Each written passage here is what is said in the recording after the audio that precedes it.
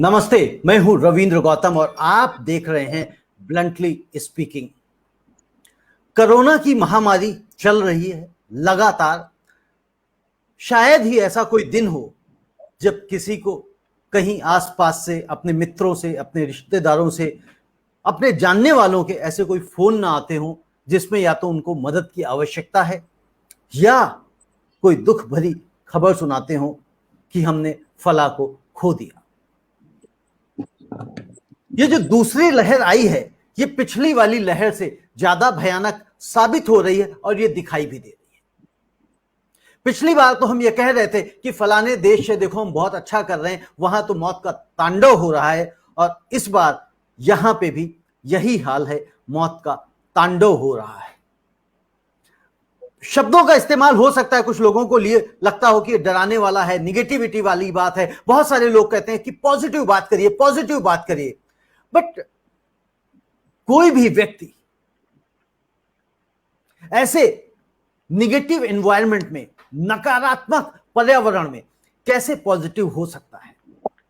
जब आप अपने दोस्त को खोते हैं, जब आप अपने रिश्तेदार को खोते हैं, जब आप अपने पड़ोसी को खोते हैं, जब आप किसी ऐसे जानने वाले को खोते हैं, जब आप अपने ऐसे ही किसी जानने वाले को किसी भी तरह से उसकी जो मदद है वो मांग रहा है, वो नहीं करा पाते हैं, कभी आप उसको ट्रीटमेंट नहीं अवेल करवा पाते हैं कि चलिए कहीं उसको हम अस्पताल में आईसीयू बेड चाहिए, उसको हम दाखिला दिलवा दें। आप 50 फोन करते हैं, 60 फोन करते हैं, 70 फोन करते हैं, बट उसके बाद भी खाली हाथ रह जाते हैं। जब हम ये देखते हैं कि लोग शमशान में कतार से खड़े हैं, उनका नंबर नहीं आ रहा है, टोकन मिल रहा है अंतिम संस्कार के लिए, ऐसे में कोई भी व्यक्ति ऐसी खबरें सुन के कहां से पॉजिटिविटी ले आएगा?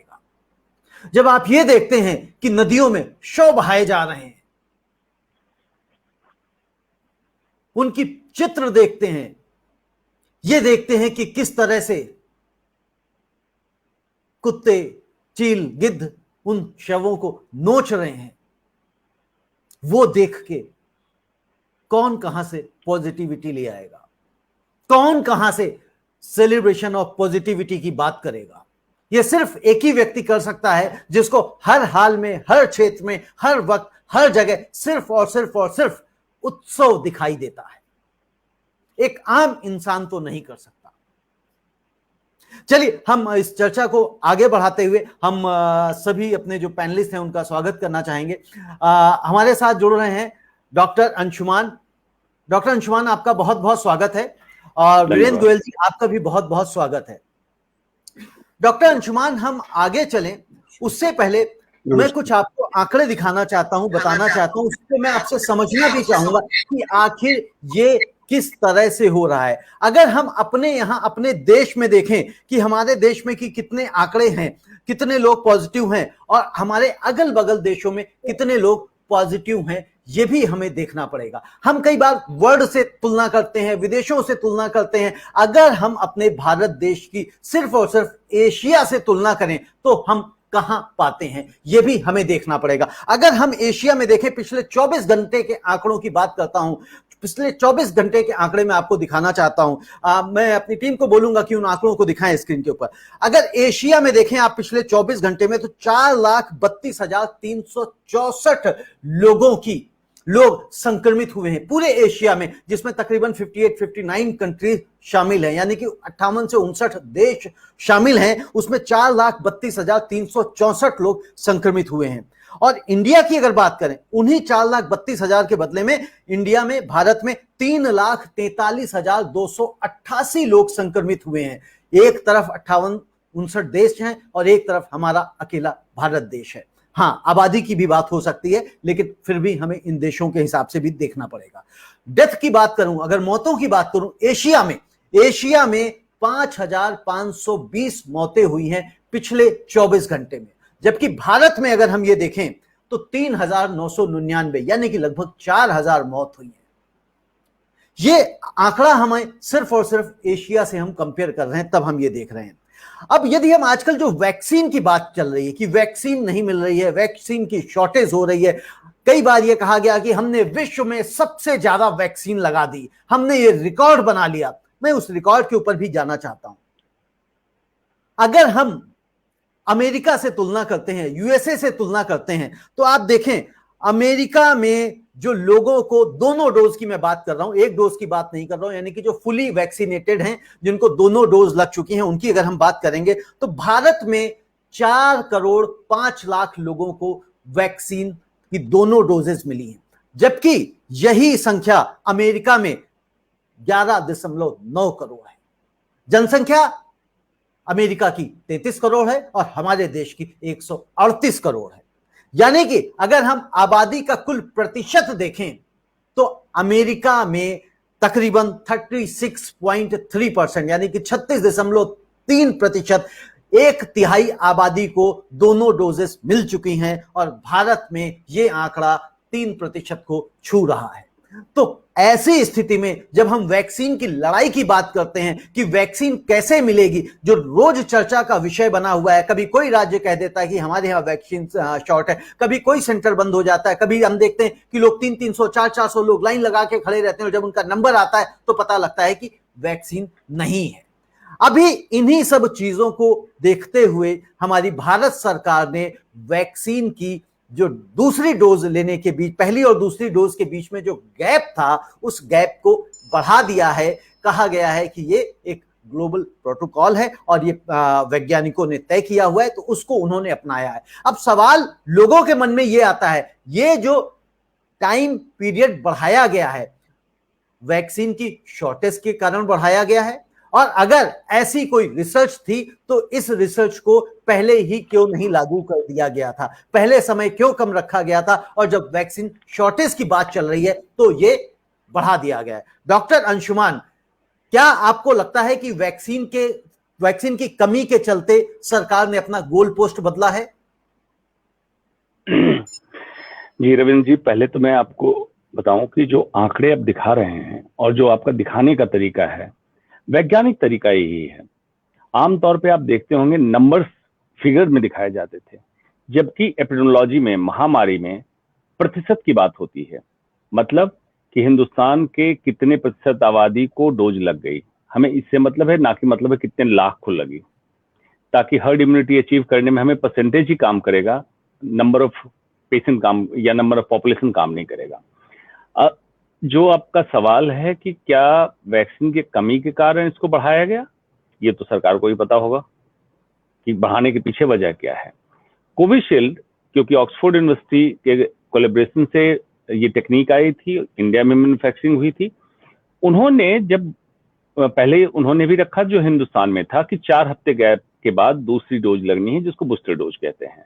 जब बाद में उन्होंने देखा, कुछ लोगों ने बाय फॉल्ट मिस कर दिया सेकेंड डोज को, जैसे कभी किसी को सर्दी बुखार हो गया, कभी कोई किसी कारणवश नहीं आ पाए, और उनका सेकेंड डोज, बूस्टर डोज बाद में जाके लगा 6 हफ्ते, 8 हफ्ते या 12 हफ्ते के बाद, तो देखा कि उनमें प्रतिरोधक क्षमता ज्यादा बनी, एंटीबॉडी की मात्रा ज्यादा बनी। तो तुरंत उन्होंने पेपर पब्लिश किया और इसको रिसर्च पब्लिश करके अप्रूवल के लिए भेजा कि जो 4 वीक्स का टाइम है उसको हम बढ़ा देते हैं, तो बूस्टर डोज की इफेक्टिवनेस बढ़ जाती है। इसको हम कहते हैं साइंस, लॉजिक, ट्रांसपेरेंसी, तीनों चीजें इसमें आई। मतलब वैक्सीन यूके के पास पर्याप्त मात्रा में है, लेकिन देख रहा है कि फायदा लंबे अंतराल के बाद ज्यादा मिल रहा है, तो इसको कर दिया। ये बात बहुत पुरानी हो गई। हम भी उसी वैक्सीन को फॉलो कर रहे थे, उसी प्रोटोकॉल को फॉलो कर रहे थे। अगर यही काम उस समय जब रिसर्च पब्लिश हुआ था इंडिया में मॉडिफाई कर दिया जाता, तो upfront as a medical expert या कॉमन पब्लिक यही मानती कि ये मेडिकल साइंस एक इवॉल्विंग प्रोसेस है, और उस इवोल्यूशन में पाया गया कि अगर अंतराल बढ़ाते हैं तो फायदा ज्यादा बढ़ता है, तो पब्लिक इसको वार्मथ के साथ वेलकम करती। लेकिन पहले आपने पूरा छिछा लेदर जब करा दिया, 60+ health care worker first, 60+, then 45+ with comorbidity, तब 45+, तब 18 का जब ओपन हुआ, और उस दिन से वैक्सीन की क्राइसिस जग जाहिर हो गई। जब जग जाहिर हो गई, जब बवाल इस पे चलने लगा वैक्सीन नहीं है, तो उस समय अगर ये बात कहेंगे, वैज्ञानिक तथ्य की भी बात कहेंगे, तो पब्लिक आपको सुनने को तैयार नहीं होगी। कारण ये है कि पब्लिक को लगता है कि हर बात तो झूठी बोलते हैं, तो इसमें भी झूठ है, इसमें कुछ वैज्ञानिक तथ्य नहीं है, 1-2 डॉक्टर को लाके बुलवा दे रहे हैं और हमें मान लेना चाहिए कि वैक्सीन डोज ये है। ये विश्वास की कमी के कारण है। जबकि ये सच्चाई है कि यूनिवर्सिटी ऑक्सफोर्ड यूनिवर्सिटी में यूनाइटेड किंगडम में जब ट्रायल हुआ, ट्रायल में देखा गया इफेक्टिवनेस ज्यादा है, तो उन्होंने चेंज किया था। हमें भी चेंज कर लेना चाहिए था। और मेडिकल साइंस की सबसे अच्छी बात क्या है कि अपने प्रीवियस डिसीजन को भी चैलेंज करके अगर उसमें बदलाव से जनहित को फायदा होता है तो कभी पीछे नहीं हटता। मेडिकल साइंस एक्सेप्ट करता है उस बात को और आगे बढ़ता है। लेकिन हमारे देश में उसकी कमी रही। मुझे आश्चर्य इस बात का है कि कौन सलाहकार समिति में लोग बैठे होते हैं जो इनको सलाह ऐसी देते हैं जिसमें सरकार में बैठे लोगों की बदनामी और बेइज्जती ज्यादा हो, रादर देन कि पब्लिक को फायदा भी ना हो और इनके पार्टी को भी फायदा ना हो कि अगले चुनाव में जीत सकें। सारा पॉइंट इनके अगेंस्ट भेजते हैं अगर जो इनके साइंटिफिक एडवाइजर हैं। यानी कि डॉक्टर अंशुमान, आपका ये मानना है जो हमारी अभी मौजूदा सरकार है इनके पास सलाहकार बेहतर नहीं है और ये उलझुल सलाहें देते हैं और सरकार मान लेती है।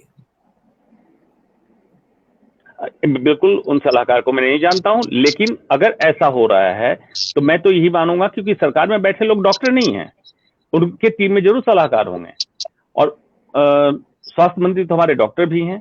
तो अगर उन लोगों की जो मीटिंग हो रही है और इस तरह से क्राइसिस में कैओस करा के इस तरह का डिसीजन देंगे तो पब्लिक आप पे ट्रस्ट नहीं करेगी, इसमें कोई दो मत नहीं है। ऑल्दो जो दर्शक सुन रहे हैं उनके लिए बता देता हूं कि वाकई कोविशील्ड वैक्सीन में ड्यूरेशन बढ़ाने से फायदा बढ़ा है, ये तथ्य है। लेकिन मेरी बात आप मत मानिए क्योंकि मैं एक सिंपल डॉक्टर हूं। जो महामहिम लोग कहें उन्हीं की बात मानिए, वो ज्यादा अच्छा बोलेंगे। यानी कि आपका ये कहना है कि जो दोनों वैक्सीनों की डोज के बीच में जो समय सीमा बढ़ाई गई है वो फायदेमंद है, वो सही है। जी बिल्कुल है। इसका रिसर्च पेपर पब्लिश हो गया है और कई महीने पहले पब्लिश हो गया है। तो जब डॉक्टर अंशुमान पहले ही पब्लिश हो गया था तो ये चीज पहले क्यों नहीं करी गई, हमें उसको इतना समय क्यों लिया गया? क्योंकि आपकी प्रायोरिटी नहीं है। आपकी प्रायोरिटी अगर ये हो जाए, हेल्थ प्रायोरिटी, ट्रांसपेरेंसी हो सिस्टम में कि कोई भी चीज समय पे अगर आगा करें, तो आज तो हम जिस स्थिति में बैठे हैं कोरोना महामारी के, ये भी नहीं होती। न ट्रांसपेरेंसी है, पारदर्शिता की कमी है, डिसीजन मेकिंग की कमी है। और जो सलाहकार जिस भी तरह के हैं, चाहे तो प्रशासनिक सलाहकार हैं या वैज्ञानिक सलाहकार हैं, चिकित्सीय सलाहकार हैं, इन्होंने गुमराह करके रखा है पूरे सिस्टम को। मैं ये मानने को तैयार नहीं हूं कि सरकार में बैठे लोग पूरी तरह से नकार देंगे कि काम मैं नहीं करना चाहता हूं। ऐसा नहीं होता है। ये वही बोलते हैं इनके सलाहकार जो सरकार में बैठे लोगों को अच्छा लगे सुनने में, लेकिन उससे काम नहीं चलेगा। काम उससे चलेगा कि देश में जन कल्याण के लिए जो होना चाहिए आप करिए। आपको एडवर्टीजमेंट की जरूरत नहीं होगी, चुनाव फिर भी आप जीतिएगा। बिल्कुल। वीरेंद्र गोयल जी, जिस तरह से डॉक्टर अंशुमान कह रहे हैं कि जो सरकार के सलाहकार हैं वो सिर्फ और सिर्फ वो बातें करना चाहते हैं या बोलना चाहते हैं, बताना चाहते हैं कि जो सरकार के कानों को अच्छी लगे, लेकिन क्या ऐसी बातों से जो सिर्फ और सिर्फ सरकार को अच्छी लग रही है लेकिन जनता उससे परेशान है, जनता उससे त्रस्त है, क्या इतने ऊंचे पदों पे बैठे हुए लोग, क्या इनके पास एक कॉमन सेंस नहीं होता है, छोटी सी समझ नहीं होती है कि ये जो हमारे सलाहकार हैं ये मुझे किस ओर लेके जा रहे हैं? क्या ये मुझे स्वर्ग की ओर ले जा रहे हैं या पाताल की ओर ले जा रहे हैं? रविंद्र जी, इस पूरी जो डॉक्टर साहब और आपकी जो कन्वर्सेशन हुई है, इसको मुझे नरेट करते समय दो चंद पंक्तियां याद आती हैं। राजा ने कहा रात है, सलाहकारों ने कहा रात है, चाटुकारों ने कहा रात है, वो आज सुबह की बात है। तो ये वास्तविक स्थिति है इस देश की कि ये सरकार या इनके सलाहकार, मुझे लगता है कि वो राजा का मुंह देखते हैं कि इनका मूड किस तरफ है और उसी तरह की सलाहें दी जाती हैं। रविंद्र जी, जो डिस्कशन हो चुका उसको रिपीट करने का फायदा नहीं है। मैं एक छोटी सी बात बताता हूँ। आप मुझे मत मानिए कि हम कोई एजुकेटेड, हम एक अनपढ़, एक आम नागरिक की तरह मैं बात करता हूँ आज, क्योंकि वैज्ञानिक जो तथ्य देने वो डॉक्टर साहब का काम है। कि आज हिंदुस्तान की जनसंख्या 138 करोड़ की है। 138 करोड़ की जनसंख्या को कभी ना कभी किसी ना किसी स्टेज पे 2 डोज हमें देनी थी, यानी कि पूरे देश को 2 डोज के हिसाब से, चाहे वो कोई भी टाइम स्पैन होता, उसमें 138 करोड़ इंटू 2 यानी कि 276 करोड़ की डोज हमें कभी ना कभी किसी ना किसी रूप में चाहिए थी। वो ठीक है कि 50 प्लस या 18 प्लस की संख्या जाहिर है कि कम होगी, तो मैं कोई भी परसेंटेज अगर मान ले तो रविंद्र जी, हमें 200 करोड़ की डोज का तो प्रबंध पहले दिन से ही भारतवर्ष को पता था, हमारे प्रधानमंत्री को पता था कि ये डोज हमें चाहिए। तो बड़ी हैरानी की बात है कि उसके ऊपर कोई भी इनका प्रबंधन, कोई भी इनकी प्लानिंग नहीं हुई। ये हैरान कर देने वाली बात है कि ऐसा क्यों हुआ। कॉमन सेंस के आदमी को भी ये बात पता थी, और ऊपर से अपने आप को एक तो विश्व गुरु बनने की जो जल्दी है, जो जल्दबाजी है, वो दिखाई पड़ती है रविंद्र जी। इसने देश का बहुत नुकसान किया है। आज हमारे यहाँ पर्याप्त मात्रा में वैक्सीन नहीं है, और हमने लगभग 5 से 6 करोड़ के बीच वैक्सीन का निर्यात कर दिया। मुझे तो बेसिक कॉमर्स ही समझ नहीं आई कि पहले हमने निर्यात कर दिया, अब हमने सारी राज्य सरकारों को छोड़ दिया कि आप जाइए ग्लोबल टेंडर में कंपीट करिए आपस में। महाराष्ट्र दिल्ली से कंपीट करेगा, 5-5 रुपए 10-10 रुपए वैक्सीन के 100-100 रुपए बढ़ा के लेगा। ये कौन सी मैथमेटिक्स है। और मैं आपका ध्यान केजरीवाल जी के ट्वीट पे भी दिलाना चाहूंगा कि क्या बेहतर नहीं होता कि अगर ग्लोबल टेंडर के थ्रू भी आना था तो भारत सरकार एक मुश्त इसको खरीदती सबकी रिक्वायरमेंट के हिसाब से, जिससे कि उनकी नेगोशिएशन पावर अच्छी होती और देश का विदेशी मुद्रा बाहर जाने से बचता। बिल्कुल ठीक कह रहे हैं आप, है बाहर जाने से बचता। डॉक्टर अंशुमान, अभी जब हम एशिया के नंबर देख रहे थे, मैं दोबारा कहूंगा कि एशिया के नंबर दिखाए जाएं। एशिया के नंबर और भारत के नंबर में जो हमें फर्क दिखाई दे रहा है, ये कैसे है, क्यों है? एशिया अपने आप को इतनी बेहतर स्थिति में, यानी कि जो दूसरे देश हैं वो अपना इतनी बेहतर स्थिति में कैसे रख पाए, कैसे वो मैनेज कर पाए इस संक्रमण को?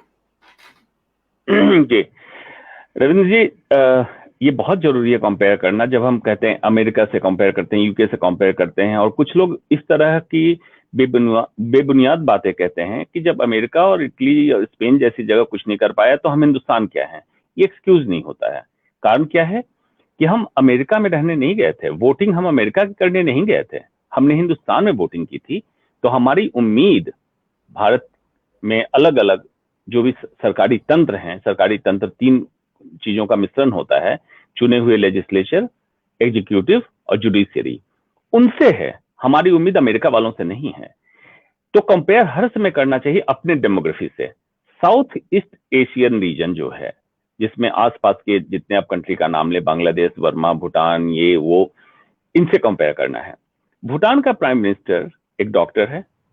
उसने निर्णय लिया कि हमारी आबादी इतनी है, मुझे कितने दिन में, विद इन शॉर्ट पीरियड, 1.5 से 2 महीने के अंदर उसने 80-90% आबादी को इनोकुलेट कर दिया। मतलब दोनों डोज लगा दी। उसकी प्लानिंग समझिए। आप कह सकते हैं भूटान छोटा कंट्री है तो पैसे भी तो कम है, जीडीपी भी कम है। सिर्फ विजन उसके पास था कि मुझे वैक्सीन कितनी डोज बाहर से मंगवानी है, कब मंगवानी है और किस सिस्टम से लगवाना है ताकि मेरे लोग सुरक्षित हैं। अब बॉर्डर सील करके रखा हुआ है, अंदर कोरोना फ्री हो गया। इजराइल को देख लीजिए, इजराइल ने भी यही किया। आज यूएस ने भी अनाउंस कर दिया है मास्क फ्री के लिए कि हमारे इतने % पॉपुलेशन इनोकुलेट हो गए, अब मास्क फ्री के लिए बिडेन ने आज बोला है कि मेरा मानना है कि हर्ड इम्यूनिटी आ चुकी है। तो जब आसपास के देशों से कंपेयर करें, कुछ लोग जरूर तथ्य देते हैं कि दूसरे देश वाले जो साउथ ईस्ट एशिया में वो टेस्ट कम कर रहे हैं। तो हिंदुस्तान में कौन सा टेस्ट कम ज्यादा हो रहा है? हिंदुस्तान में भी संक्रमण की दर जब बढ़ती है तो जग जाहिर है कि टेस्ट कम कर दिए जाते हैं। चाहे आप दिल्ली की लीजिए, उत्तर प्रदेश की लीजिए, या पूरे हिंदुस्तान की लीजिए, जांचों की संख्या कम कर दी जाती है ऑफिशियल अनाउंसमेंट के थ्रू। मतलब डीएम पूरा सिस्टम कंट्रोल करता है, सीएमओ के थ्रू, और लेबोरेटरी को इंस्ट्रक्शन होता है। कोई लिखित इसमें नहीं होता है क्योंकि आप चैलेंज कर देंगे लिखित अगर होगा, इसलिए तो पहले तो टेस्ट के आंकड़े फर्ज कर दिए जाते हैं। लेकिन कुछ आंकड़े तो खुलेंगे, जैसे आज इतने पॉजिटिव हुए और उसमें इतने लोग मरे। तो ये जो रेशियो था, इसमें देख रहे हैं कि पॉजिटिव परसेंटेज कम दिख रहा है, मरने वालों की संख्या ज्यादा दिख रही है। इसका मतलब है टेस्ट कम होने लगा। मरने वाले कौन होते हैं? जो आज से 14 दिन या 20 दिन पहले संक्रमित हुए थे, उनकी मौत हो रही है। तो ये उस समय के टेस्ट के कारण पॉजिटिव थे, आज मौत हुई, तो मरने वाले की संख्या बढ़ रही है। अब जब ब्रेक लगाया आपने टेस्ट पे और लोग भी कुछ डर गए हैं, बाहर नहीं निकल रहे हैं, डॉक्टर अंशुमान, मैं बीच में आपको रोकता हूं, और जो आपने टेस्ट की बात कही, मैं वो नंबर्स भी दिखाना चाहता हूं, हालांकि ग्राफिक्स डिफरेंट फॉर्मेट में है। कोरोना से लड़ने के लिए जो अमेरिका ने 46 करोड़ टेस्ट किए, जबकि उसकी आबादी 33 करोड़ है, और भारत की आबादी अमेरिका से 4 गुना ज्यादा है, यानी कि 138-39 करोड़ है। और उन्होंने, यानी कि हमारे भारत ने जो टेस्ट किए वो 31 करोड़ टेस्ट करे। तो अब ये फर्क देख लीजिए, हम तो अभी अमेरिका के टेस्ट के बराबर भी नहीं पहुंच पाए हैं, आबादी का तो कंपैरिजन ही हटा देते हैं। यानी कि उन्होंने एक एक व्यक्ति को शायद दो दो बार भी टेस्ट किए हैं, तब जाके वो शायद कहीं हद तक अपनी इस संक्रमण को कंट्रोल कर पाए हैं। क्या ये कारण हो सकता है? बिल्कुल यही कारण है। मेडिकल में आपको बहुत सारी चीजें पैराडॉक्सिकल दिखेगी। जब संक्रमण दर बढ़ रहा है उसमें अगर टेस्ट करेंगे तो खतरा बढ़ेगा, क्योंकि एसिम्प्टोमेटिक सुपर स्प्रेडर बन के घूमते रहेंगे, आपको पता नहीं चलेगा, आप उसको आइसोलेट नहीं कर पाएंगे। अमेरिका में एक पिछले साल उन्होंने एक ऐसा सर्वे किया, लॉकडाउन था, कि उस समय बैठे हुए फेसबुक पे ऑनलाइन लोगों का एक एरिया को सील किया, ऑनलाइन लोगों का आंकड़ा निकाला और उसमें जाके रैंडम टेस्टिंग करी, तो उसमें 4.3% ऐसे लोग पाए गए जो घर पे बैठे थे और पॉजिटिव निकले। तो इस लेवल पे जाके अमेरिका ने टेस्ट किया है। चीन ने जो टेस्टिंग कैपेसिटी बढ़ाई थी, जो किया था, उसको वर्ल्ड लिटरेचर मान रहा है कि मोस्ट एक्सपेंसिव टेस्टिंग मेथड चीन ने किया, इतना ज्यादा एग्रेसिव टेस्टिंग की। आप टेस्ट करेंगे नहीं तो पता कैसे चलेगा, और टेस्ट छुपाने से मिलेगा क्यों भारत के हर राज्य एक दूसरे राज्य से कंपटीशन में है कि मेरे आंकड़े कम। उनके लिए पॉजिटिव केस या मौत एक आंकड़ा हो सकता है, लेकिन जिसके घर में मौत होती है उसका पूरा परिवार बदल जाता है। इनको इतना संवेदनशील होना पड़ेगा। आज जो हम देख रहे हैं, संवेदनहीनता की पराकाष्ठा हो चुकी है हिंदुस्तान में, कि लोग मरे जा रहे हैं किस बेसिक नीड के लिए? ऑक्सीजन, बेड, ये स्वास्थ्य सुविधा है।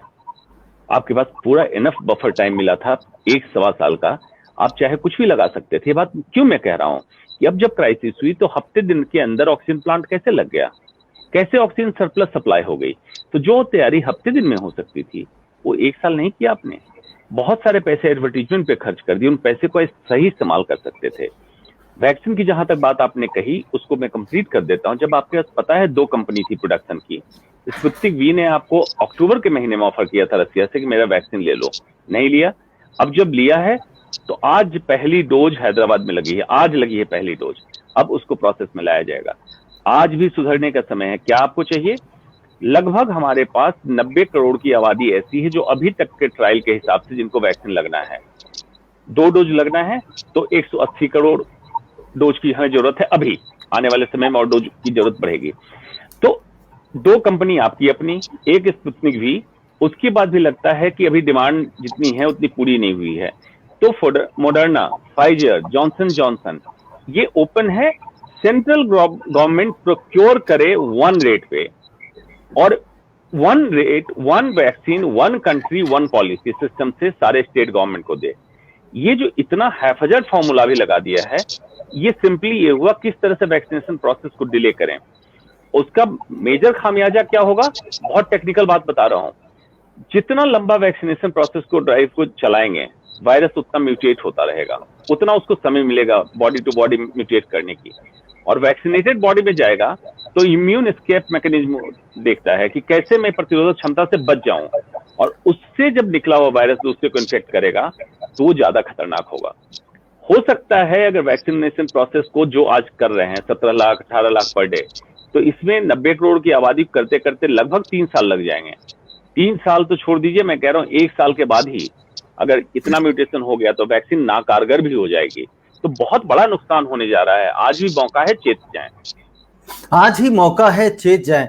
वीरेंद्र जी, मैं आपसे कुछ सवाल पूछना चाहता हूं। हालांकि हम शायद पिछले भी शो में इसके ऊपर चर्चा कर चुके हैं, लेकिन फिर थॉट आता है कि जो वैक्सीन है, जो केंद्र सरकार ने कहा कि भाई हम प्रोक्योर करेंगे, हम ही डिस्ट्रीब्यूट करेंगे, फिर उसके बाद जब राज्यों को भी छूट दे दी कि भाई राज्य भी खरीद सकते हैं और इवन ग्लोबल टेंडर भी निकाल सकते हैं। लेकिन सवाल मेरा सिर्फ इतना, और बहुत छोटा सा सवाल है, कि एक वैक्सीन के अलग अलग दाम क्यों? केंद्र सरकार के लिए अलग दाम, राज्यों के लिए अलग दाम, प्राइवेट हॉस्पिटल्स के लिए अलग दाम, ऐसा क्यों? इसमें क्या नहीं ऐसा लगता है कि कहीं कोई गोरख धंधा है, कोई घपलेबाजी है? रविंद्र जी, गोरख धंधा घपलेबाजी के अलावा जो सबसे बड़ी बात है, हमारी सरकार की नीतियां जो ये सीना चौड़ा करके बोलते हैं कि 1 नेशन 1 टैक्स, 1 नेशन 1 संविधान, 1 नेशन 1 निशान, कहां गई वो पॉलिसी? क्या हमें स्पष्ट विरोधाभास नहीं दिखाई देता है? हमारे देश का जो संविधान फेडरल स्ट्रक्चर पे चलता है उसको इन्होंने ध्वस्त करके, मुझे तो ऐसा लगता है रविंद्र जी, 28 हमारे स्टेट्स हैं, राज्य हैं, और शायद 9 हमारी यूनियन टेरिटरी है। तो ऐसा लगता है कि हम छोटे छोटे टापू के अलग अलग देश बन गए हैं जो आपस में compete कर रहे हैं। और मैं आपके माध्यम से, आपके चैनल के माध्यम से देश की जनता को एक तथ्य बताना चाहता हूं रविंद्र जी, जो कि अभी सुप्रीम कोर्ट ने, केंद्र सरकार ने एक हलफनामा पेश किया है जिसमें उन्होंने अपनी वैक्सीनेशन प्रोग्राम की प्रोक्योरमेंट की पॉलिसी को डिस्क्लोज किया है। क्योंकि एक तो इस सरकार में कोई भी चीज शेयर नहीं की जाती है, उसको क्लोज टू चेस्ट रखा जाता है, तो हम लोगों को यही नहीं पता लगता, आम आदमी को, कि क्या अंदर की खबर है और क्या सही है। तो सुप्रीम कोर्ट के हलफनामे से पता लगता है, केंद्र सरकार ने कहा है सुप्रीम कोर्ट को कि जितनी वैक्सीनेशन की हमारी कैपेसिटी मैन्युफैक्चरिंग की है उसका 50% केंद्र सरकार लेगी, उस बैलेंस 50% का 50% यानी कि टोटल का 25% राज्यों को मिलेगा और 25% प्राइवेट सेक्टर के लिए जाएगा। रविंद्र जी, ये भयावह स्थिति है। इस तरह की डिस्क्रिमिनेटरी पॉलिसीज डॉक्टर साहब बेहतर बता चुके हैं और आगे आने वाले समय में बताएंगे कि इसका असर क्या होगा। We are practically left with no procurement policy. और गोरख धंधे की तो बात छोड़ दीजिए, अगर हम गोरख धंधों की बात करने बैठेंगे रविंद्र जी तो सुबेरे हो जाएगी और हमारी लिस्ट जो है वो अंत तक जाएगी। दूसरी बात, मैं आज एक प्रोग्राम देख रहा था, मैं डॉक्टर साहब से भी उनकी ओपिनियन चाहूंगा। अभी गुड़गांव की एक प्रेस्टिजियस सोसाइटी ने अपने रेजिडेंट्स के लिए वैक्सीनेशन का किसी एक नामचीन हॉस्पिटल के साथ एक प्रोग्राम चलाया। तो आज मेरे पास उसके व्हाट्सएप पे क्रिएटिव आया, तो डॉक्टर साहब उसमें एक वैक्सीन, कोवैक्सीन लगनी है, एक डोज का 1400 रुपए चार्ज किया जा रहा है। ये इसी पॉलिसी का नतीजा है कि सरकार की कोई पॉलिसी नहीं है और हम लोगों को एक्सपोज करते हुए इन गिद्धों के हाथों में छोड़ दिया गया जो मनमानी करेंगे। तो ये बड़ी एक भयावह स्थिति है रविंद्र जी, इसमें जितनी चर्चा की जाए उतना कम है। ये भी देखना है कि सिर्फ चर्चा ही रह जाएगी या इसका हम कुछ नतीजा भी निकाल पाते हैं। क्योंकि, और ये आपकी बात सही है कि जितनी ज्यादा चर्चा होगी उतनी ज्यादा जो बहरी सरकारें हैं उन तक शायद बात पहुंचे और उन्हें लगे कि हाँ, हमारे खिलाफ बातचीत हो रही है, हमारी पॉलिसियों के खिलाफ इनको पसंद नहीं किया जा रहा है, तो कहीं ना कुछ गड़बड़ तो है। डॉक्टर अंशुमान, अभी हमने पिछले 2-3 दिनों में ये देखा कि जो नदियां हैं, नदियों के ऊपर लाशों का तैरना, उन लाशों को गिद्धों और कुत्तों को खाना, मतलब जो ये हो जाता है, ऐसी स्थिति में जब लाशें उन नदियों में तैर रही हैं, क्या उस पानी का संक्रमित होने का भी खतरा है? पहली बात। और क्या उस पानी से यदि वो संक्रमण होता है तो आगे भी वो फैलने का खतरा है? क्योंकि आज भी देखिए, लोग गांवों में जहां से वो नदियां गुजर रही हैं, गंगा नदी कितनी पवित्र नदी मानी जाती है हमारे धर्म में, लोग उसमें डुबकी जरूर लगाते हैं। तो क्या उसमें किसी को डुबकी लगाने से या उसका पानी इस्तेमाल करने से किसी भी तरह का खतरा हो सकता है? जी रविंद्र जी, इस बात का जवाब देने से पहले मैं वीरेंद्र जी ने जो बात उठाई थी उसको बता देता हूं जी। ये जो सिस्टम अभी अपनाया गया है कि केंद्र सरकार अलग प्राइस, राज्य सरकार अलग प्राइस, प्राइवेट हॉस्पिटल अलग प्राइस, उसका एक उदाहरण दे देता हूं, बिना अस्पताल का नाम बताए। दिल्ली एनसीआर में ही ग्रुप ऑफ हॉस्पिटल चेन है उनकी, उन्होंने भी अपने स्टाफ को, नॉन डॉक्टर स्टाफ को लगाने की पॉलिसी चालू की। आप अंदाजा कीजिए, वही 150 रुपए की वैक्सीन जो नॉर्मली लग रही थी, जो सरकार को 150 रुपए कीमत अदा करनी पड़ रही थी, एक डोज अपने एम्प्लॉय से 2000 रुपए चार्ज कर रहे हो। और साथ में मैंडेटरी भी है कि आपको लगवाना भी। अस्पताल से 2000 रुपए चार्ज कर रहा है, हॉस्पिटल अपने ही स्टाफ से 2000 रुपए पर डोज का चार्ज ले रहा है। तो इस तरह के कॉर्पोरेट अस्पताल की हिम्मत क्यों बढ़ती है? जब लगता है सरकार ही यही चाह रही है तो आपदा में अफसर बना लो। तो उनके एम्प्लॉय को वैक्सीनेशन का सर्टिफिकेट भी देना है और साथ में 4000 रुपए भी खर्च करने हैं। उनका प्रोक्योरमेंट रेट आपको पता है, लगाने की कीमत पता है, वैक्सीन लग चुका है, 14 करोड़ 15-16 करोड़ लोगों को लग चुका है। क्या बेसिक रिक्वायरमेंट इंफ्रास्ट्रक्चर का चाहिए? और ये एक फिर से आपने ये कर दिया कि जिस बाघ को खून का चस्का लगा हुआ था, फिर से उसको खून छोड़ दिया। जबकि ये महामारी का समय था, इसमें आपको फास्टेस्ट पॉसिबल टाइम में, इजीएस्ट अफोर्डेबल टाइम में, easiest affordable cost per vaccine सबको लगा देना था, ताकि ये जितनी जल्दी हम कर लेते। अच्छा, इसमें कोई फर्क नहीं पड़ता, मैं तो यहां तक कहता हूं जेल में बंद कैदी, आतंकवादी, कोई भी अगर भारत की धरती पे है इस समय, वैक्सीनेट सबको कीजिए। उसका कारण क्या है कि एक भी व्यक्ति संक्रमित होगा, वो म्यूटेटेड वायरस को फिर से हमारे कंट्री में फैलाएगा, इसलिए कोई एक्सक्यूज नहीं है। जो बात आपने कही नदियों में जो लाशें तैर रही है और कोरोना संक्रमित लाशें हैं, जब हरिद्वार में ये महाकुंभ हुआ था तो लोगों ने ये सवाल मुझसे पूछा था, कई इंटरव्यू में मैंने बोला कि देखो ये हिंदुस्तान ही एक ऐसा मुल्क है जिसमें उसी नदी में इंसान टॉयलेट करता है, नदी के किनारे उसी में धोता है और उसी पानी को पीता है। तो अगर तुम पूछो कि इस पे रिसर्च है जो बात आप बोलने जा रहे हैं, तो रिसर्च नहीं है, क्योंकि हिंदुस्तान रिसर्च करेगा नहीं और दूसरे कंट्री में सिस्टम नहीं है। तो उन्होंने ये मुझसे सवाल पूछा था कि हरिद्वार में जो लोग नहा रहे हैं, अगर उनमें कोरोना संक्रमित हैं, तो क्या इस पानी से कोरोना वायरस उसमें जब आएगा तो आगे आने जो नदी जहां से गुजरेगी वहां संक्रमण हो सकता है? मैंने कहा था यस, थ्योरेटिकली पॉसिबल है, लेकिन आप पूछोगे रिसर्च पेपर, तो ये सिस्टम ही ऐसा कहीं नहीं हो रहा, तो रिसर्च पेपर कहां से आएगा इसका? कोरोना वायरस जब एयर में इतनी देर जिंदा है, तो फ्लोइंग वाटर में तो आराम से 72 घंटे जिंदा रहेगा। तो हरिद्वार से जब पानी चलेगा 72 घंटे तक जहां पहुंचेगा और लोग आस्थावश उसी गंगाजल पिएंगे, तो इस बार तो गैस्ट्रो सिम्टम मतलब आंत की तकलीफ लेके कोरोना आया है होगा।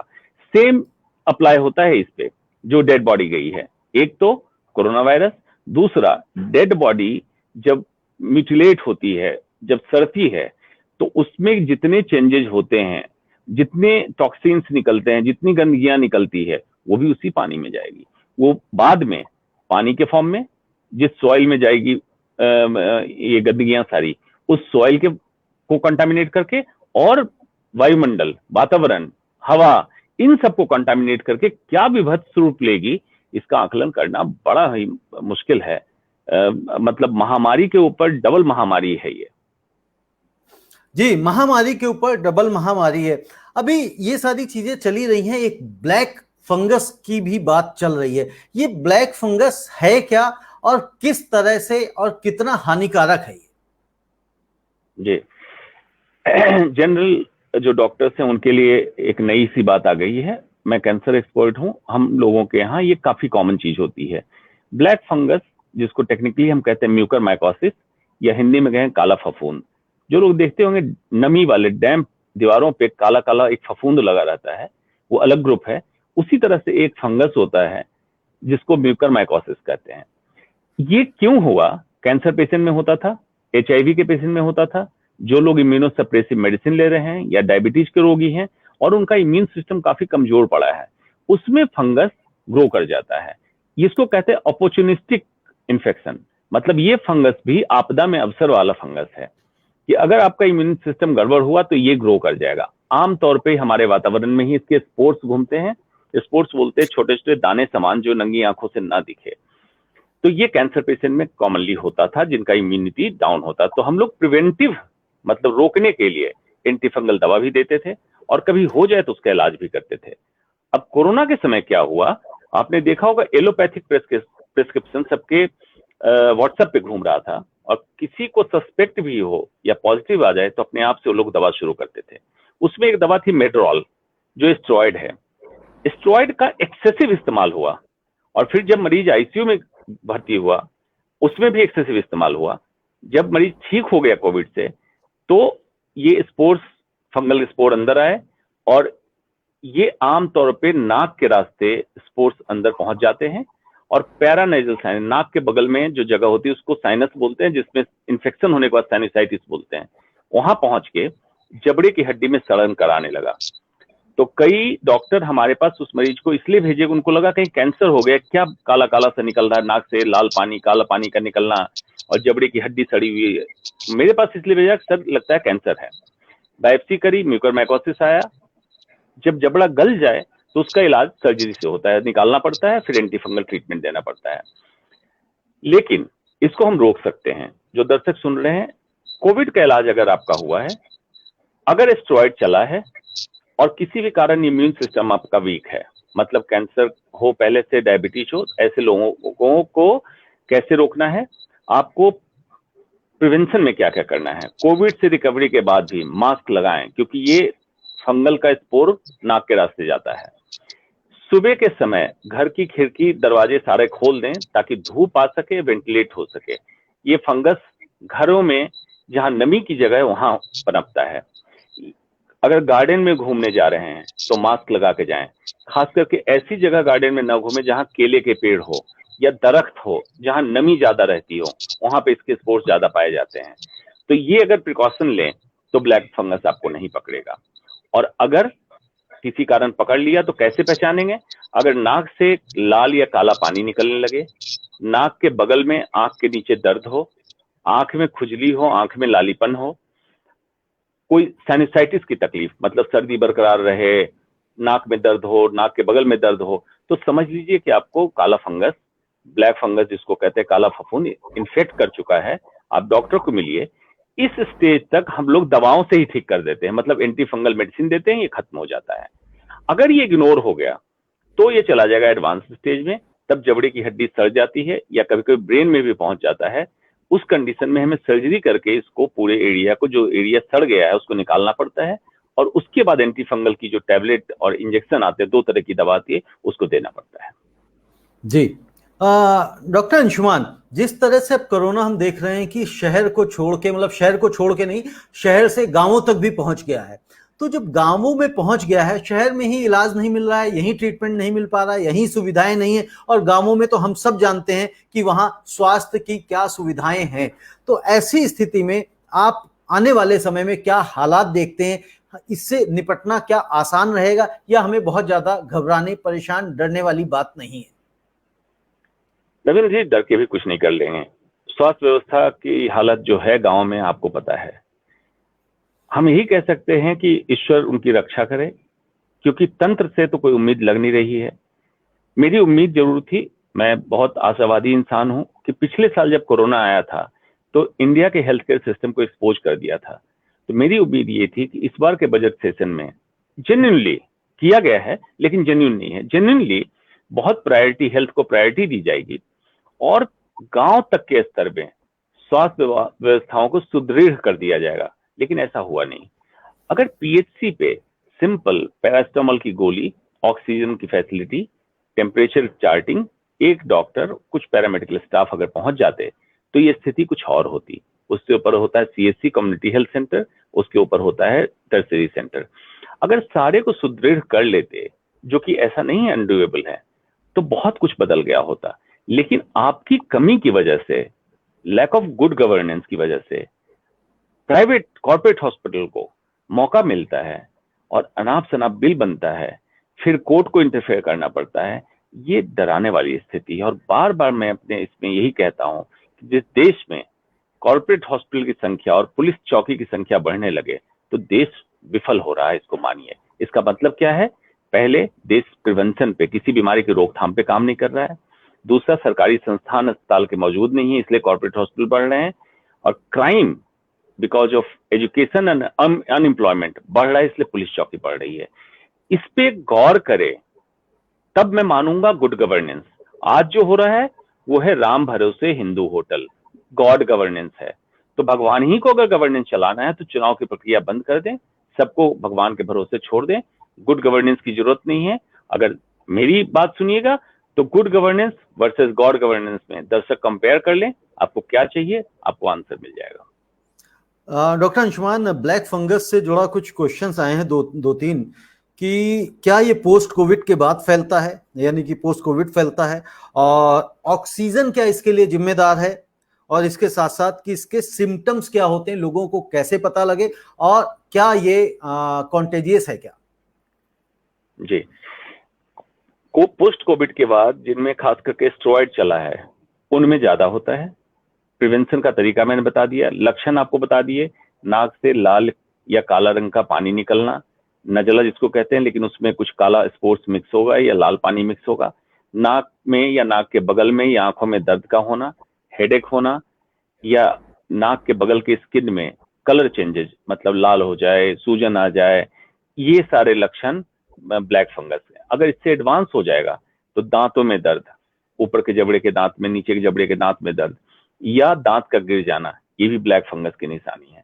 तो इन सब निशानी को अगर जल्दी पकड़ेंगे तो दवाओं से ही हम इसको ठीक कर सकते हैं। जहां तक बात है इन्फेक्शंस की, आमतौर पे एक व्यक्ति से दूसरे व्यक्ति में नहीं फैलता है, क्योंकि इसको स्पोर्स के रास्ते जाना होता है, और जब इंसान के शरीर में ग्रो कर रहा हो तो फंगस हाइफी के फॉर्म में ग्रो करता है। लेकिन अगर किसी व्यक्ति को हुआ है तो इसका मतलब है उस जगह पे इसके स्पोर्स मौजूद हैं, तो प्रिकॉशन दूसरों को भी लेना है। आमतौर पे बुजुर्गों को स्टेरॉइड ज्यादा चली, उनको, डायबिटिक को या इम्यूनोसप्रेस लोगों को इन्वॉल्व कर रहा है। यंगस्टर्स में अभी नहीं देखने को मिला है जी। और ये जो है इसके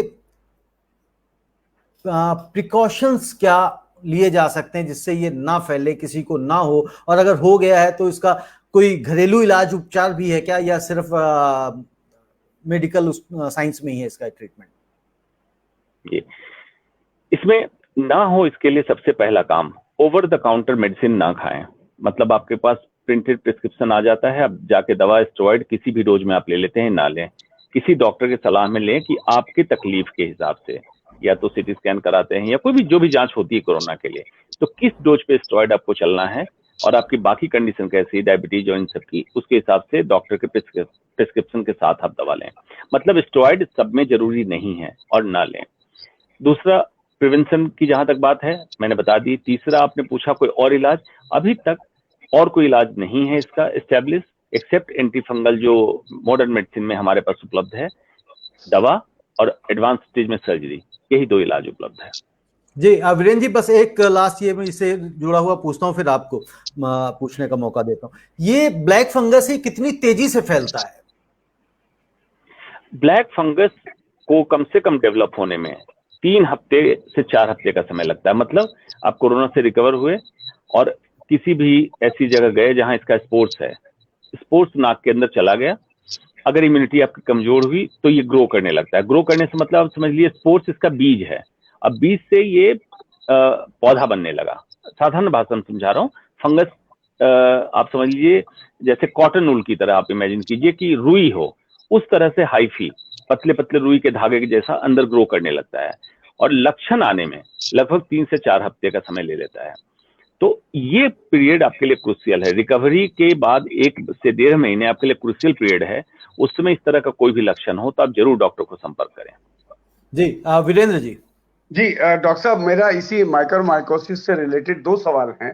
नंबर 1, रिकवरी के बाद, कोविड के बाद, जिसमें इसके चांसेस बनते हैं, क्या उसको पहले से पता लगाने के लिए इसकी कोई टेस्ट सुविधा उपलब्ध है? कोई ब्लड टेस्ट या कोई एक्सरे या कोई सीटी स्कैन वगैरह करा करके हम इसको प्रिवेंटिव देख सकते हैं? दूसरा, अगर ये हो जाए तो मेडिसिन की कौन सी ब्रांच, यानी कि मतलब कौन से स्पेशलिस्ट डॉक्टर जो है वो इसको ट्रीट कर सकते हैं? एक जनरल फिजिशियन देख सकते हैं या उनके लिए सुपर स्पेशलिस्ट चाहिए? जी देखिए, प्रिवेंटिव टेस्ट जो आपने पूछा कि रिकवरी के बाद, ऐसी कोई जांच नहीं है। दूसरा, हर कोविड रिकवर्ड पेशेंट को नहीं होता है, जिसमें इम्यूनो कॉम्प्रोमाइज होगा उसी में होगा, स्टेरॉइड हाई डोज में चला होगा उसी में होगा। तो प्रोफाइलैक्टिक सीटी स्कैन करना या करके देखना कोई इसका रोल नहीं है। हाँ, जब सस्पिशन, क्लिनिकल सस्पिशन होता है डॉक्टर को देखने के बाद, उस समय हमें इमेजिंग की जरूरत होती है, किसी में सीटी स्कैन, किसी में एमआरआई करने की जरूरत होती है। जहां तक इलाज की बात है, 3 तरह का ब्लैक फंगस होता है। एक को कहते हैं साइनोनेजल, मतलब नाक और साइनस की जगह उसमें हो, इसको आमतौर पे ईएनटी के डॉक्टर देखते हैं। दूसरा होता है ऑर्बिटल, जो आंख में इन्वॉल्व करता है, उसको ऑप्थेल्मोलॉजी के डॉक्टर देखते हैं। और तीसरा होता है लंग में, पल्मोनरी, उसको पल्मोलॉजिस्ट देखते हैं। पल्मोनरी वाला सबसे ज्यादा दवाइयों से ठीक होता है। आंख वाला और नाक वाला जो बताया, ये अर्ली स्टेज में दवाइयों से ठीक हो जाता है, लेकिन अगर इग्नोर हो गया तो फिर ऑपरेशन करना पड़ता है। और रिसेंटली एक स्थिति में कई मरीजों की दुर्भाग्यवश ऐसी स्थिति हो गई थी कि आंख निकालना पड़ा, तो एडवांस स्टेज हो गया, इग्नोर हो गया। इसलिए अगर डॉक्टर मित्र भी हमारे सुन रहे हैं, उनको मैं यही कहना चाहूंगा कि अगर रिकवरी, पोस्ट कोविड रिकवरी के बाद आपके पास कोई भी मरीज आता है और कोई भी इस तरह का लक्षण देता है जो अभी तक मैंने बताया, तो उस पर गौर कीजिए। हो सकता है ब्लैक फंगस ग्रो कर रहा है, और साइट के हिसाब से, जैसे मैं बताया, फेफड़ा, नाक, आंख, उसकी जांच आप जरूर करा लें, इग्नोर ना करें, क्योंकि उस समय आप पकड़ लेंगे तो दवाइयों से इलाज हो जाएगा। इसकी दवाइयां फ्रीली अवेलेबल है मार्केट में, ऐसा नहीं कोई नई दवा है या बीमारी नहीं है। कॉमन डॉक्टर के लिए नई बीमारी है, कैंसर एक्सपर्ट के लिए हम लोग बहुत सालों से इसको डील कर रहे हैं, हमारे लिए नई बीमारी नहीं है। जी वीरेंद्र जी, जी। कुछ और है इससे रिलेटेड क्वेश्चन आपका? नहीं, मेरा डॉक्टर क्वेश्चन, अंशुमान। मेरे यही 2 क्वेश्चन थे। जी डॉक्टर अंशुमान, जो अभी सामान्य जीवन जीने के लिए अभी हमें कितना इंतजार करना पड़ेगा? हाँ, ये भगवान को पता होगा, क्योंकि देखिए मैं एक डॉक्टर हूं, मुझे हर चीज के पीछे लॉजिक और साइंटिफिक एविडेंस चाहिए। मतलब ये है कि अगर प्रिडिक्टेबल काम हो रहा होता, जैसा महामारी के कंट्रोल में होता है, वैक्सीनेशन प्रोग्राम प्रेडिक्टेबल चल रहा होता, तो मैं ये इसका जवाब दे पाता। जैसे इजराइल है, अमेरिका है, कम से कम कुछ भी वहां की एजेंसी बहुत तटस्थ है, उनकी रीढ़ की हड्डी सीधी है। हमारे यहाँ एजेंसी के नाम पे स्वास्थ्य मंत्रालय, आईसीएमआर, रीढ़ की हड्डी नहीं है। वो वही करते हैं जो सरकार कराना चाहती है, बुलवाना चाहती है, उससे काम नहीं चलेगा। इस तरह की एजेंसी को बहुत स्ट्रांग होना होता है, असर्टिव स्टेप उठाना पड़ता है, क्योंकि अमेरिका में कॉन्सेप्ट है एवरी लाइफ मैटर्स। हमारे यहाँ गाय की लाइफ ज्यादा महत्वपूर्ण है, इंसान की लाइफ की कोई कीमत नहीं है। मुझे अफसोस हो रहा है ये कहने में। अगर प्रिडिक्टेबल मॉडल होता तो मैं प्रिडिक्ट करके जरूर बता सकता था, लेकिन हिंदुस्तान में कोई भी साइंटिफिक लॉजिकल काम हो तब तो मैं प्रिडिक्ट कर पाऊं। इस मॉडल की क्या प्रिडिक्शन करूं जिसमें कोई भी चीज स्टैंडर्ड ऑपरेटिंग प्रोसीजर के तहत हो नहीं रही है। नीति निर्धारण क्या करते हैं, कैसे करते हैं, कौन इनके एडवाइजर हैं, कुछ पता नहीं चलता है कि इस तरह की नीति बनाते क्यों हैं, इतना रेड टेपिज्म क्यों है। आईएएस ऑफिसर डिसाइड करता है ऑक्सीजन किस में देना है, रेमडेसिविर किस में देना है, ट्राइजिंग मतलब किस मरीज को बेड मिलना चाहिए, किसको नहीं मिलना चाहिए। वीआईपी है तो बेड मिलेगा, वीआईपी नहीं है तो बेड नहीं मिलेगा। तो ये सारी चीजें ऐसी हैं जिसको रिसर्च के लैंग्वेज में हम लोग कहते हैं कंफाउंडिंग फैक्टर, कि इसमें तुम क्या रिसर्च करके निकालोगे, क्या डाटा दोगे, और ऊपर से नीम और करेला क्या डाटा फजिंग, डाटा को छुपाया जाता है। इसमें मॉडल में कोई भी एक्सपर्ट अगर ईमानदारी से उससे पूछिएगा तो नहीं आपको जवाब दे पाएगा। जी डॉक्टर अंशुमान, क्या तीसरी लहर के लिए हम तैयार हैं या वो भी राम भरोसे? अभी तक की जो स्थिति मैंने देखी है 1.25 साल में, मुझे उम्मीद नहीं है कि हम तैयार हैं। कारण यह है कि इंटेंट अगर लगे तो मैं नहीं मानता हूं कि 100% कोई भी सही नहीं होता है, लेकिन इंटेंट अगर ठीक हो तब मैं मानता हम तीसरी लहर के लिए तैयार हैं। जब जो काम 8 दिन में ऑक्सीजन प्लांट लग सकता है, व्यवस्था हो सकती है, 1.25 साल में नहीं किया, इसका मतलब करना नहीं चाहते थे, तो इंटेंट नहीं था। इंटेंट अगर आज भी ठीक हो तो इसको, इस महामारी को काबू में करके और पूरे कंट्री को फिर से बैक टू ट्रैक लाने में सिर्फ 3 से 6 महीने का समय है। Minimum 3 month, maximum 6 month. 6 महीने से अगला दिन, 7वां महीना का एक दिन भी नहीं मांगूंगा। 3 महीने मिनिमम और 6 महीने मैक्सिमम के बीच बिल्कुल गाड़ी ट्रैक पे आ सकती है, लेकिन अभी के हिसाब से तीसरी लहर के लिए हम तैयार नहीं लग रहे हैं। यानी कि 6 महीने में गाड़ी को ट्रैक पे लाया जा सकता है। वीरेंद्र जी को ऑन स्क्रीन करें। और लेकिन जब 6 महीने में डॉक्टर अंशुमान लाया जा सकता है, बट अभी तक हम ये देखें 2020 से लेके 2021 हो गया है। 12 महीने मार्च में आया था और अप्रैल में तकरीबन 14 महीने हो चुके हैं, बट हम तो ऑफ द ट्रैक चल रहे हैं। अब इसके पीछे की वजह इसलिए बताना मुश्किल है कि संवेदनहीनता इतनी दिखती है, उनका आकलन मैं क्या करूं। अगर उनके लिए हो रहे मौत सिर्फ एक आंकड़ा है, एक डाटा है, इस पे मैं क्या टिप्पणी करूं। अगर बताइए कि दिल्ली में ऑक्सीजन प्लांट की व्यवस्था नहीं हो सकती, तो मैं क्या उम्मीद करूं मैनपुरी, एटा या बिहार या झारखंड के किसी गांव में क्या उपलब्ध होगा।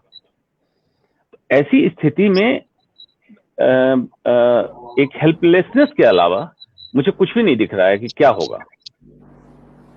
जी, कुछ भी नहीं दिख रहा है कि क्या होगा। वाकई कई बार समझ ही नहीं पाता, इवैल्यूएशन करें भी तो किसके ऊपर करें, एनालिसिस करें तो कैसे करें, कि आगे बैठे हुए, ऊपर बैठे हुए लोग क्या सोच रहे हैं, क्या कर रहे हैं, उनके लिए प्राथमिकताएं क्या हैं, ये भी समझ से कई बार परे हो जाती हैं चीजें। क्योंकि हमने इन दौरान देख ही लिया है, अभी भी करंट पोजीशन भी देख रहे हैं कि सेंट्रल विस्टा जैसी स्कीम उनके लिए इतनी ज्यादा प्राथमिकता रखती है, इतनी इंपॉर्टेंस रखती है कि उसको अभी वो डिले नहीं कर सकते। जबकि छत्तीसगढ़ सरकार ने, बेशक उनका जो विधानसभा बना रहे हैं, जो भी भवन बना रहे हैं, छोटा ही बना रहे होंगे, लेकिन उसको फिलहाल उन्होंने डिले कर दिया है, होल्ड पे कर दिया है। तो मैं समझता हूं कि अगर सरकार कुछ नहीं कर पा रही है, कम से कम लोगों के साथ खड़ी हुई तो नजर आए। ऐसा लगता है कई बार कि सरकार लोगों के साथ भी नहीं खड़ी है। अब वीरेंद्र जी, आप कुछ कहना चाह रहे थे?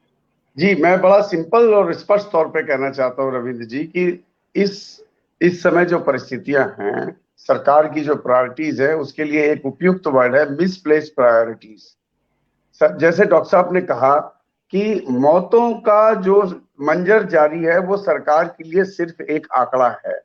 वो एक दिन 4000 हो गए या 4500 हो गए या 5000 हो गए, इनको कोई फर्क नहीं पड़ता। अगर फर्क पड़ता होता तो इतनी दुश्वारियों के बावजूद आज भी हम सुधर गए होते। जैसा कि डॉक्टर साहब ने कहा कि हमें 3 महीने मिनिमम और 6 महीने मैक्सिमम, और इन्होंने तो 14 महीने निकाल दिए। रविंद्र जी, यहाँ पर सबसे बड़ी बात क्या है कि जो डॉक्टर साहब ने इंटेंट की बात करी, मैं इंटेंट के साथ साथ एक चीज और ऐड कर देना चाहता हूँ बहुत स्पष्ट तौर पे कि इंटेंट के साथ साथ कैपेबिलिटी में भी डाउट है। और उस कैपेबिलिटी का नमूना ये है कि माननीय सुप्रीम कोर्ट ने बिल्कुल क्लियर कट शब्दों में कहा कि दिल्ली को रोज 700 मीट्रिक टन ऑक्सीजन देनी है। उसके बावजूद पहले हाई कोर्ट ने कहा, फिर उसके खिलाफ ये सुप्रीम कोर्ट गए तो सुप्रीम कोर्ट ने भी उसके ऊपर मोहर लगाई हाई कोर्ट के डिसीजन पे। उसके बावजूद दिल्ली को केवल एक दिन 700 मीट्रिक टन मिली है, अगले दिन फिर कम कर दिया, जबकि क्लियर कट वर्डिक्ट था। तो यहाँ पर एक बड़ी अविश्वास की भावना पैदा हुई है कि जब ये सरकार सुप्रीम कोर्ट के, एक तरफ तो सुप्रीम कोर्ट के फैसले लागू करवाती हैं और दूसरी तरफ जब इनको सूट नहीं करता तो सुप्रीम कोर्ट के फैसलों को मानती नहीं है, तो जनता में एक बहुत कंफ्यूजन की स्थिति पैदा हो गई है। और जहां से विश्वास डगमगा गया, और मैं कह रहा हूं कि लगभग खत्म हो गया। जो आपने शुरुआती तौर पे कहा था कि जनता को लगता है कि ये तो कुछ भी बोल सकते हैं, ये सच है, कोई जरूरी नहीं है। तो इंटेंट के साथ साथ कैपेबिलिटी पे भी मुझे डाउट है। और मैं आपको एक बात और बता देता हूं कि जो आंकड़े उत्तर प्रदेश के मौतों के रोज टोटल दिखाए जा रहे हैं रविंदर जी, पूरी जिम्मेदारी से कह रहा हूं, उससे ज्यादा संख्या, टोटल दिखाए जाने वाले से ज्यादा संख्या एक पर्टिकुलर शहर की है, कानपुर उसका नाम है। इस बात से हम स्पष्ट तौर पे समझ सकते हैं कि स्थिति कितनी भयावह है और नहीं, किस तरह से जो आप कह रहे हैं Virendra ji, intent and capabilities की जो बात कर रहे हैं, तो कैपेबिलिटीज की अगर हम बात करें तो उन्होंने कुछ जो बड़े डिसीजन लिए हैं पिछले 7 सालों में, उसके जो रिजल्ट आए हैं, उसके जो परिणाम आए हैं, वो साफ बताते हैं कि कहीं ना कहीं कैपेबिलिटी, टैलेंट के ऊपर क्वेश्चन मार्क है। इसमें कहीं कोई डाउट ही नहीं है। आप चाहे वो नोटबंदी का फैसला देख लीजिए, क्या क्या बोल करके नोटबंदी करी गई थी, और उसमें से एक भी अगर हमने इंटेंडेड ऑब्जेक्टिव को अचीव किया हो तो मैं आपके साथ डिस्कस करने को तैयार हूं। चाहे वो आतंकवाद का मामला हो, चाहे वो काले धन का मामला हो, आज तक हमें पता नहीं कि काला धन कहां गया, और ऊपर से जो ब्लैक मनी थी वो भी कन्वर्ट हो गई। तो उसके हमने कैटास्ट्रॉफिक असर देखे हैं, और आज तक वो जो अर्थव्यवस्था की कमर टूटी, वो नंबर फर्ज कर देने से भी नहीं सीधी खड़ी हो पा रही है, क्योंकि वो तो वही वाली बात होगी डॉक्टर साहब के टर्मिनोलॉजी में कि एक शरीर में स्टेरॉइड्स बहुत गए, कहने को वो आदमी का ढांचा है और पता लगा हड्डियां चरचराने लग गई। ये वो वाली स्थिति हुई है देश की। जी, देखिए, अगर मैं आपसे अपनी टीम से बोलूंगा कि यदि किसी के कमेंट्स या किसी के कोई क्वेश्चन आए हैं तो वो ऑन स्क्रीन करें, तो हम डॉक्टर साहब से पूछ लें। रविंद्र जी, एक चीज मैं बताना चाहता हूं कि आर्काइव में आपके पास रखा रहेगा, बाद में लोग कहेंगे। उड़ीसा का जो मॉडल किया है वहां उन्होंने ट्री मैनेजमेंट का, वो बहुत काबिले तारीफ है। सेकंड, महाराष्ट्र काबिले तारीफ है, लेकिन ये एडवर्टीजमेंट में पैसा नहीं खर्च कर रहे हैं, पैसा खर्च कर रहे हैं मैनेजमेंट में। दिल्ली में महाराष्ट्र डाउन होना चालू हुआ, दिल्ली में अब अभी हफ्ते 10 दिन के अंदर डाउन होने लगेगा। ये पता है क्या है, आज मैं आर्काइव के लिए बोल रहा हूं, आने वाले समय में ये लोग क्रेडिट लेंगे इसका। इस वेव को यूएस में, यूके में जब हुआ था सेकेंड वेव, तो 120 डेज का हुआ था, और हम लोग 95-96 डेज पे पहुंच चुके हैं। ये हम अब फॉल करने के अपने नेचुरली नेचुरल प्रोसेस में कोरोना ही दया कर गया और इसके नंबर कम होने लगेंगे, लेकिन क्रेडिट लेने वाले क्रेडिट लेने से पीछे नहीं हटेंगे। ये फुल पेज का ऐड निकालना शुरू कर देंगे जी, फिर उसमें ऐड में बहुत पैसा खर्च होगा और उसकी तो बात आप जानते हैं, फिर तो क्या चलेगा। तो इसलिए मैं आर्काइव के लिए रख रहा हूं कि पहले बता दिया कि डाउन होने वाला है, ये ना लॉकडाउन के कारण हुआ है ना इनके मैनेजमेंट के कारण हुआ है। बिल्कुल अंशुमान जी, और जिस तरह से आप कह रहे हैं ऐड के ऊपर जो पैसा खर्च करेंगे वो जनता का पैसा खर्च करेंगे। मैंने कहीं कहा था कि भाई एक तरफ हमारी देश के जो सरकार हैं वो अब जनता के पैसों से अपने लिए महल बनवा रहे हैं या विज्ञापन कर रहे हैं या जो भी कर रहे हैं, यानी कि सिर्फ और सिर्फ अपने निजी तौर पे अपने लिए फायदा ढूंढ रहे हैं, जनता के लिए फायदा नहीं। दूसरी तरफ वही जो विश्व के दूसरे देश हैं वो अपनी जनता के टैक्स के पैसों से हमें, हमारे देश को मदद भेज रहे हैं। ये भी एक सोचने वाली बात है। वैद्य आनंद पांडे पूछते हैं, क्या इस महामारी जनपदोध्वंस कहा जाएगा? क्या इस महामारी को जनपदोध्वंस कहा जाएगा? वैद्य जी, आपका तो मतलब ये हिंदी वाला जो वर्ड है वो खतरनाक है। मैं बता देता हूं रविंद्र जी। चरक संहिता संजोग से मेरे सामने रखी, इसलिए मैं दिखा सकता हूं अभी आपको। चरक संहिता लोग देख रहे होंगे, इसमें पूर्व भाग में डॉक्टर अंशुमान को फुल स्क्रीन पे करिए। चरक संहिता पूर्व भाग 3य अध्याय आपको दिख रहा होगा। बिल्कुल दिख रहा है। ये तृतीय अध्याय में जनपदोध्वंस आप संस्कृत मान सकते हैं, हिंदी इसका मतलब महामारी, इसका वर्णन है। और कितने हजार साल पहले चरक ऋषि ने वर्णन किया, महामारी होने वाली है, प्रिडिक्ट करते हैं, अपने शिष्य के साथ कहीं गए हुए हैं और कहते हैं महामारी आने वाली है, ये तैयारी कर लो।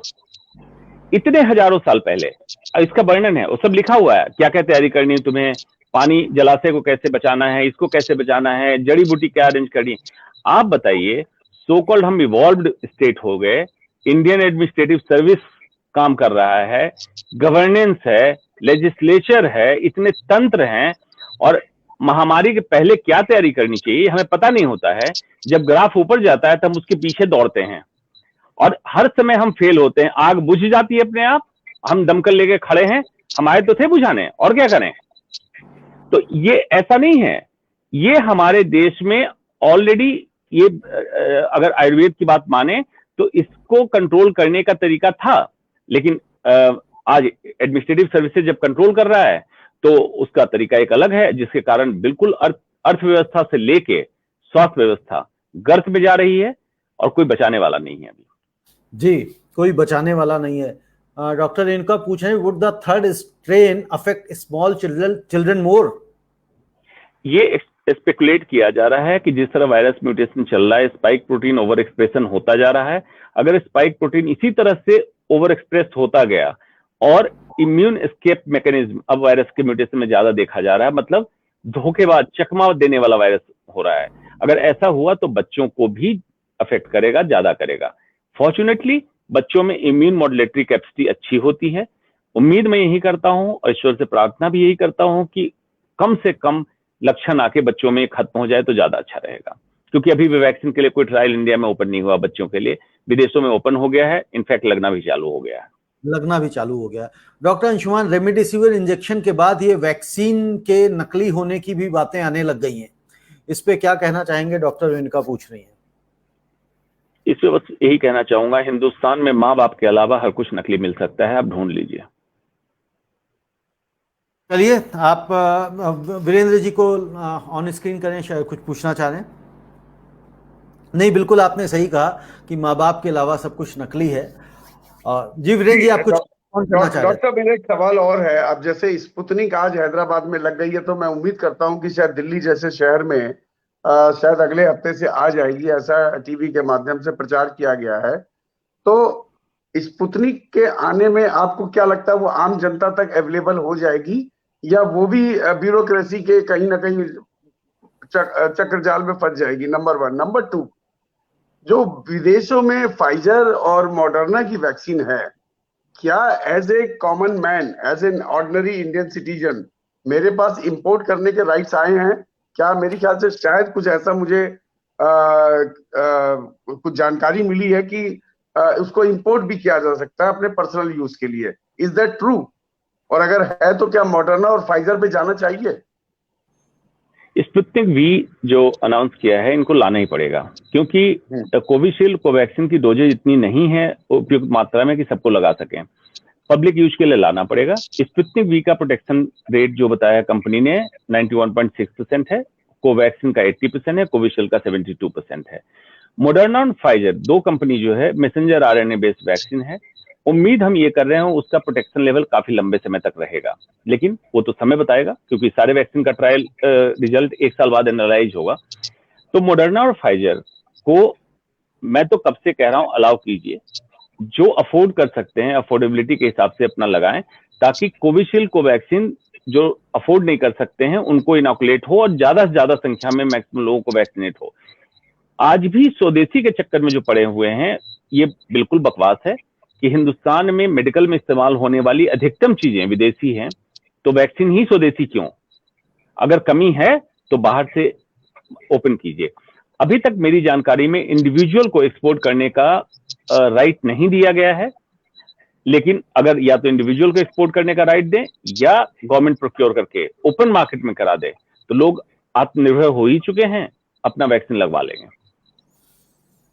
बिल्कुल डॉक्टर अंशुमान, मैं समझता हूं इस मामले में भी भारत की सरकार को अपने नागरिकों को आत्मनिर्भर कर देना चाहिए कि जिनको जहां जैसे वैक्सीन मिलती है वो लगवा ले और बस हमारे पोर्टल पे दर्ज करा दें, ताकि हमें ये पता लग सके कि भाई कितने लोग वैक्सीनेट हो चुके हैं, ताकि आम जनता को भी पता लग सके कि हाँ भाई हमारे देश के इतने नागरिक वैक्सीनेट हो गए हैं और इतने लोगों की और आवश्यकता है। डॉक्टर अंशुमान वीरेंद्र जी, आपका बहुत बहुत शुक्रिया आज की चर्चा के लिए। और मैं समझता हूं ये एपिसोड दर्शकों के लिए भी ज्ञान वर्धन का होगा। जैसा मैंने पहले ही एक अपने मैसेज में भेजा था, जब चाहा था कि आज आपको यहाँ से बहुत कुछ ज्ञान ले जाने को मिलेगा, और साथ में मैंने ब्रैकेट में स्पष्टीकरण भी दिया था कि पैसा या वस्तु नहीं। धन्यवाद, नमस्ते।